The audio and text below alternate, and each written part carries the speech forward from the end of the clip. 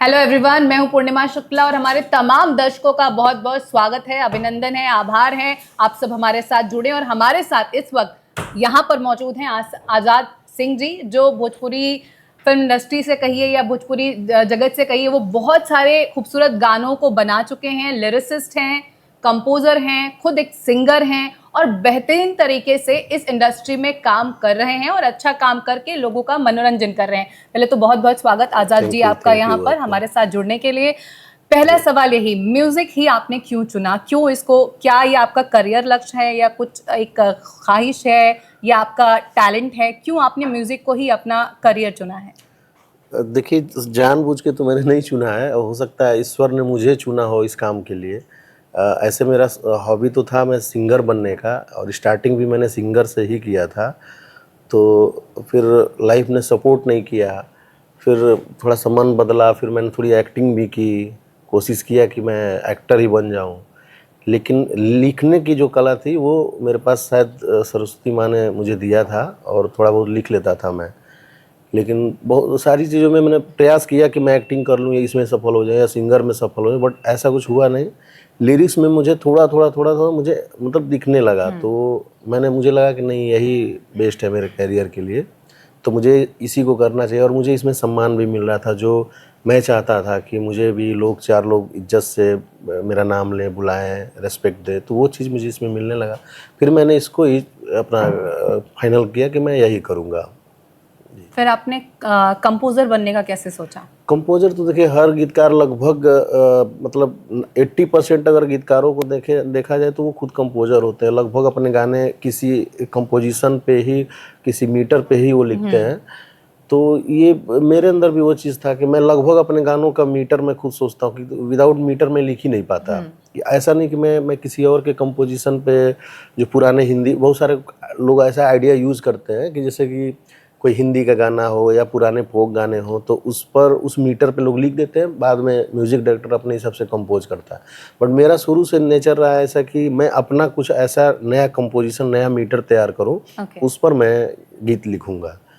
तो ऐसा कुछ सोच के नहीं आया था, बट वो करते करते करते बहुत सारे गाने हिट भी हो गए, अपने बनाए हुए कंपोजिशन।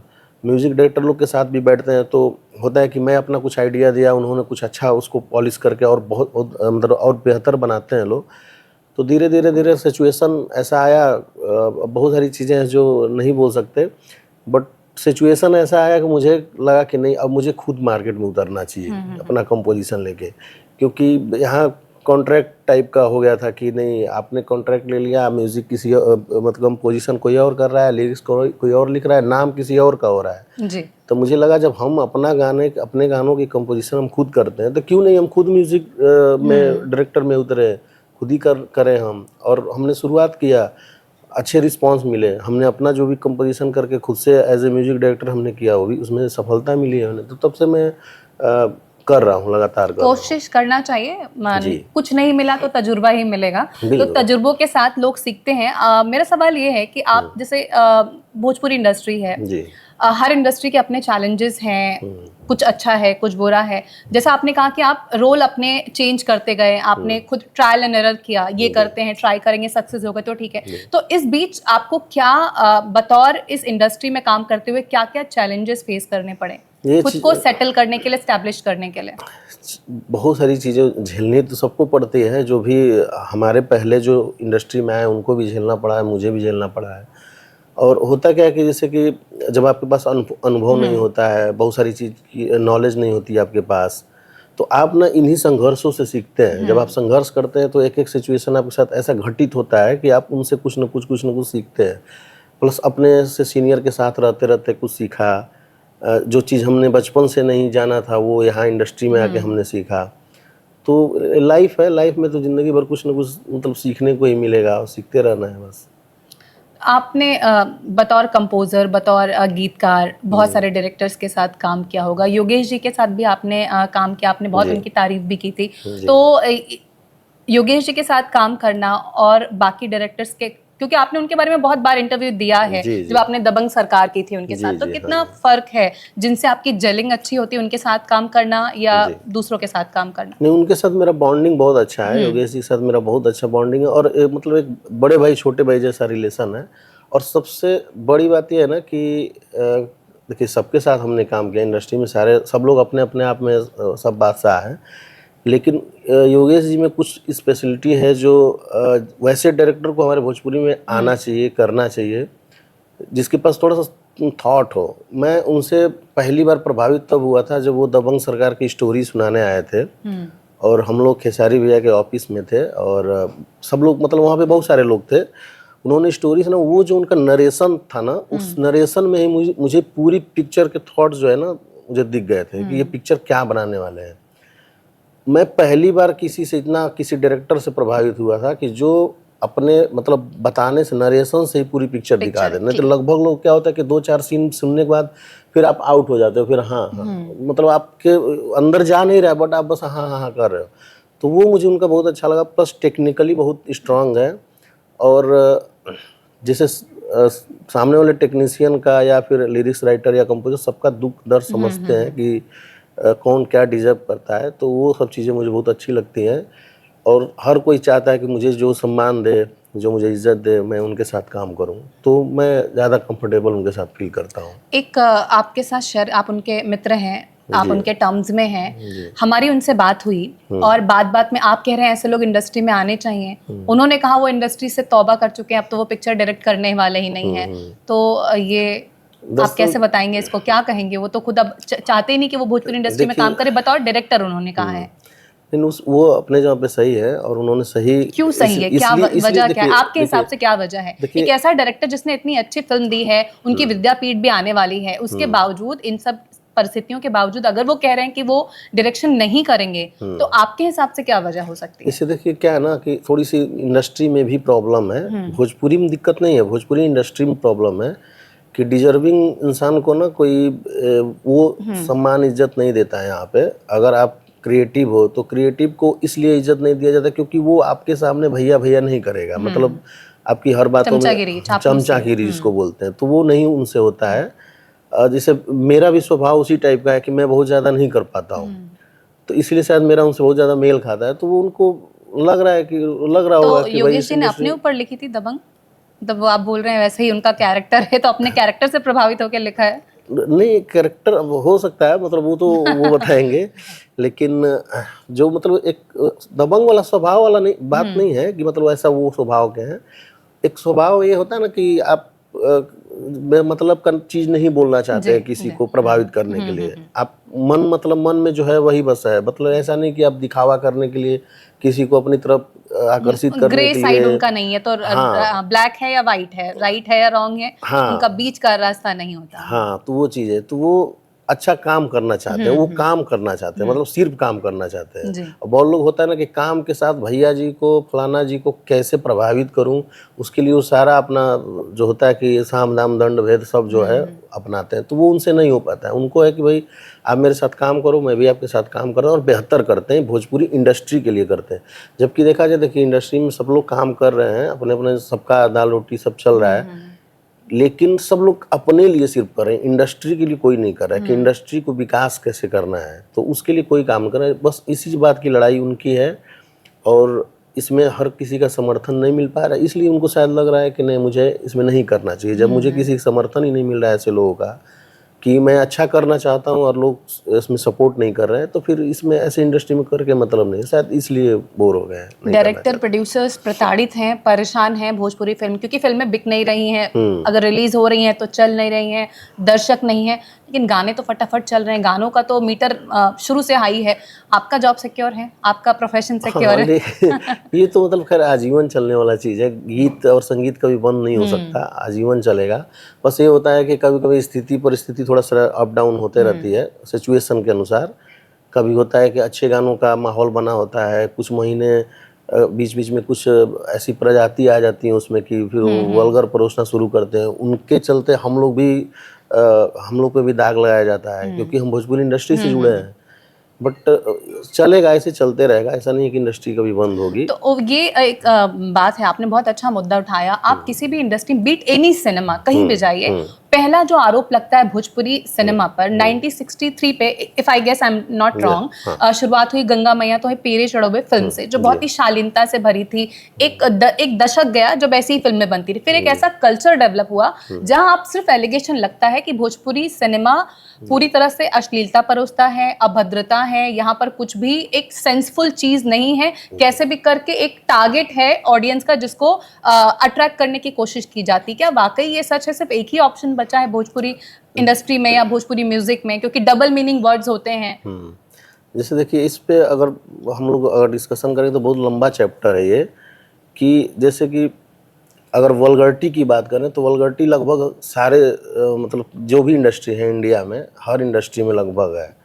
हमारी इंडस्ट्री में क्या होता है कि हमारे जो आइकॉन, जिनको लोग दर्शक अपना आइकॉन मानते हैं, हमारे आइकॉन ही ऐसा सोशल मीडिया के माध्यम से या न्यूज़ के माध्यम से, आइकन पवन जी, नाम मैं किसी का नहीं लेना चाहूँगा, जो भी मैंने फ्रंट पे इस समय तो भोजपुरी सिनेमा की पहचान इन दो चेहरों, निरहुआ जी हैं। ये लोग प्रेजेंट करते गलत तरीके से। जैसे अगर आप सिनेमा कर रहे हैं, ये कहते हैं कि हमको गलत तरीके से प्रेजेंट किया जाता है। नहीं, खुद देखिए, अब तो सब लोग अपना अपना सफाई देंगे ही कि मैं नहीं किया, मैंने वो नहीं किया। सही देखा जाए तो आप अगर एक अच्छे पोजीशन पे पहुंच गए हैं तो आपको अब मेंटेन करना चाहिए कि मुझे मेरे क्या करने से अगली पीढ़ी पे गलत प्रभाव पड़ेगा, तो मुझे वो सब चीज़ों को बरतना चाहिए। सिर्फ ये इंटरव्यू में आके, मीडिया में आके इंसान बोल दे कि नहीं नहीं मैं कर रहा हूँ, और तुरंत आप जा रहे हो फिर वही गंदगी करके आ रहे हो, तो फिर क्या मतलब है बोल के? आप अगर बोलो तो फिर उस दिन से करना स्टार्ट करो। आप तभी किसी को संदेश दे पाओगे जब आप खुद करना शुरू करोगे। तो ये चीज़ नहीं हो पा रहा है हमारे यहाँ। और अगर अभी ये मेरा इंटरव्यू कई लोग देख के सुनने के बाद में हो सकता है वो लोग मेरे साथ काम ना करें, ये तो सही बोल रहा है, काहे के लिए बोल रहा है। हाँ, तो यहाँ दिक्कत क्या है कि आप किसी को सही बोल भी नहीं सकते। तो ये सारी चीज़ें हैं। वल्गरिटी देखिए, वल्गरिटी अगर आप देखेंगे तो ABC जो ग्रेड होता है, ये सारी इंडस्ट्री में है। भोजपुरी में भी, बॉलीवुड में देखा जाए तो बिकनी पे भी लोग शूट करते हैं, बट उसको वल्गर नहीं बोला जाता है। हमारे यहाँ चोली लहंगा कोई गंदा कपड़ा नहीं होता है, लेकिन चोली लहंगे को लेके इतना सारा बवाल उठाया जाता है कि सारे गानों में यही होता है, यही होता है। अरे भाई, लहंगा यहाँ तक होता है, पैर तक होता है, चोली कोई गंदा कपड़ा नहीं होता है। हाँ, ये होता है कि कोई कोई उसे गलत तरीके से परोस देता है। जैसे चोली को कहाँ इस्तेमाल करना है, किस तरीके से इस्तेमाल करना है, बहुत लोग गलत वे में उसको बताते हैं। कुछ लोग अंग को उसमें प्रदर्शन कर देते हैं, तो इसके वजह से थोड़ा वल्गर हो जाता है। थोड़ा शूटिंग का कल्चर जो हमारे यहाँ का था, वो भी थोड़ा गड़बड़ था कि शूटिंग करते समय वो फ्रेमिंग का लोग कम थोड़ा ध्यान देते हैं। लेकिन अभी आज के दौर में थोड़ा सुधार हुआ है पहले से, और सुधरेगा धीरे धीरे। कुछ कुछ सेंसिबल लोग जब आएंगे मार्केट में, एक पीढ़ी जो कचड़े वाली पीढ़ी है जब गायब होगी, नेक्स्ट पीढ़ी जब आएगी थोड़ी पढ़ी लिखी समझदार लोग, तो फिर सब सही हो जाएगा समय के बहुत साथ। अहम बात की आपने, जैसे द वे ऑफ प्रेजेंटेशन, आप कैसे प्रेजेंट कर रहे हैं चीजों को, या शायद क्रेडिबिलिटी ऐसी बन गई है भोजपुरी सिनेमा की कि आपने जैसे बोला कंपेयर करेंगे तो एक बिकनी का सीन शायद उससे ज्यादा अश्लील हो सकता है, लेकिन द वे जिस तरह से इसको प्रेजेंट किया जाता है, जिस तरह से, और सेट ऑफ ऑडियंस भी होता है ना, आपकी कौन सी ऑडियंस को आप केटर कर रहे हैं। एक और सवाल है मेरा, जिस तरह से हम भोजपुरी फिल्मों की बात कर रहे हैं, अभी हमने बात की कि एल्बम्स एक अलग फील्ड है और पिक्चर्स, सिनेमा एक अलग फील्ड है। तो जो लोग फिल्मों में, जिनको अच्छे से दर्शकों ने अपनाया, फिल्म का हीरो बनाया, हीरो बना के एक अलग मुकाम दिया, वो लोग यहाँ भी पैर रखे हुए हैं, वहां भी पैर रखे हुए हैं, तो क्या इससे नए टैलेंट का बंटाधार नहीं हो रहा? हाँ, इसका भी तो असर खैर पड़ता ही है। नहीं करना चाहिए, मैं मना नहीं करूँगा, करें वो, क्योंकि उनका वो स्टार्टिंग वही है, उनका बेस वही है, तो वो तो कभी छोड़ेंगे नहीं वो। बट ये होना चाहिए कि आप जैसे कि अब आप ग्रेजुएशन में आ गए हो, तो आपको फिर उसके हिसाब से ही आपको चलना चाहिए। आपको KG के बच्चों जैसा वो फिर वो नहीं करना चाहिए। तो अब इनको एल्बम कम करना चाहिए और अच्छे लेवल का करना चाहिए।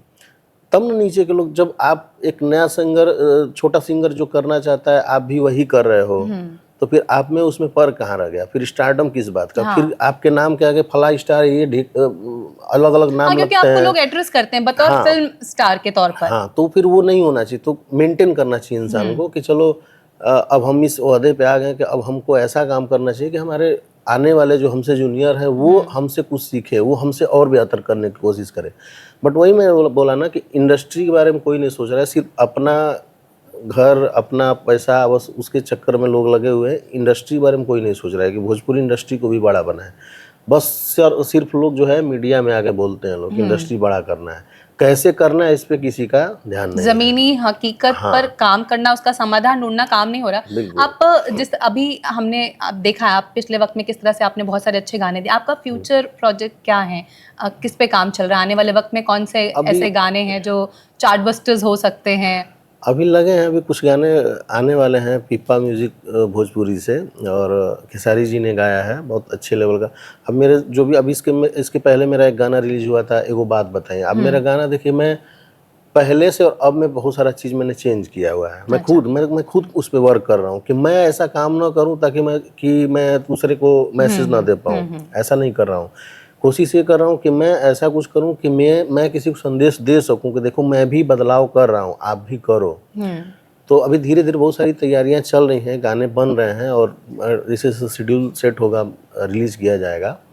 बाकी इसके साथ साथ मैं म्यूज़िक, फिल्मों का भी म्यूज़िक मैं कर रहा हूँ, और हो सकता है कुछ दिन में मैं पॉडकास्ट भी अपना शुरू करूँगा बहुत जल्द। Competition high. हाँ, तो तो मैं चाह रहा हूँ कि अपने इंडस्ट्री के सारे लोग को बुलाऊं और ज़मीनी लेवल पे बात करूं उनसे। मतलब उस लेवल पे नहीं कि जो होता है ना कि हर कोई अपना इंटरव्यू देने में बड़ी बड़ी बातें कर देता है, कुछ भी कर देता है। तो मैं चाह रहा हूँ कि सबको बुलाऊं, और उसमें टेक्नीशियन को भी बुलाऊं। मैं एक पर्दे के पीछे जो है, जो काम कर रहे हैं दिन भर, और उनको एक पैसे की क्रेडिट नहीं मिलती, तो मैं सोच रहा हूँ कि ऐसे लोग को बुलाऊं और ऐसे लोग से जानूं कि आपने क्या किया, कैसे किया, या फिर इंडस्ट्री को सुधारने के लिए क्या क्या कर सकते हैं। तो उस विषय को लेके मैं कोशिश हाँ, कर जो रहा हूँ। इस लेवल पे काम कर चुका, जाहिर तौर पर बेहतर तरीके से आपको ज्यादा पता है कि अंदर क्या क्या चैलेंजेस हैं, क्या ज्यादा अच्छे तरीके से, सटीक तरीके से काम कर सकता है जिससे इंडस्ट्री को फायदा हो। बहुत बहुत धन्यवाद, थैंक यू आपका हमारे साथ जुड़ने के लिए, इतनी सारी अहम बातें करने के लिए। आप सबका भी बहुत बहुत शुक्रिया। Thanks for watching. अगर कोई सजेशंस हैं, कुछ सुझाव हैं, तो कमेंट बॉक्स में जाकर आप अपने सुझाव छोड़ सकते हैं। और साथ ही अगर आपको वीडियो पसंद आया है तो लाइक करें, सब्सक्राइब करें। Thank you so much. Thanks for watching.